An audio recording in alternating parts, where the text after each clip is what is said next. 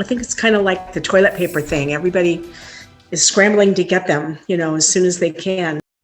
Almost 2 years into the COVID-19 pandemic, and you can now order free at-home COVID tests online.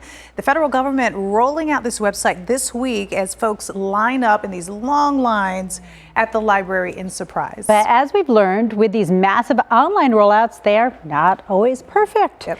Our Whitney Clark is in studio to explain these roadblocks for some who live in apartments and other communities. Yeah, we've kind of seen some of these issues pop up whenever we have these new signups online. So we want to give you a look at the U.S. Postal Service site where you can order 4 of these tests per home. You just put in your contact information, your name, your email, your shipping address. It appears to be a really easy and fast process. However, a woman who reached out to Arizona's family who lives in a 55 and older community in Goodyear says when she put in her information, she was told an order had already been placed for her address. A national patient advocate tells me anecdotally an unlucky minority of folks who live in multifamily homes and apartments seem to be getting that similar message.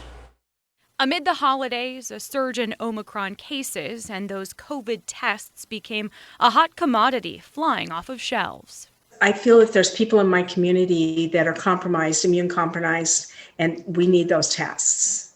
I have an autoimmune disease. Karen Golden lives in the West Valley in a community that's a mix of homes and RVs. She's just getting over COVID now and tried to order those rapid COVID tests through the United States Postal Service, but was told her address was already in use. I tried it 3 times and I got the same message. And I wanted to contact them through that, but I had to have a tracking number for the post office.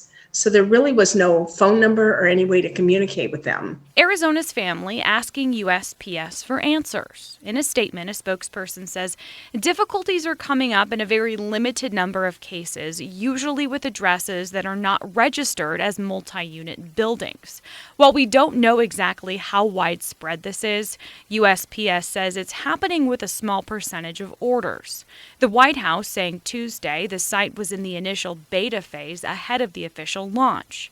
Meanwhile, the Arizona AARP says with any new program, there's a possibility of glitches, and it is important for everyone eligible to get these kits in a timely manner. A medical ethics professor at Stanford hopes this issue doesn't create further inequality. Logistics of this are leading to the same things that we've seen over and over again through the pandemic, which is it's most likely that these tests are going to wind up in the hands of people who live in single-family homes.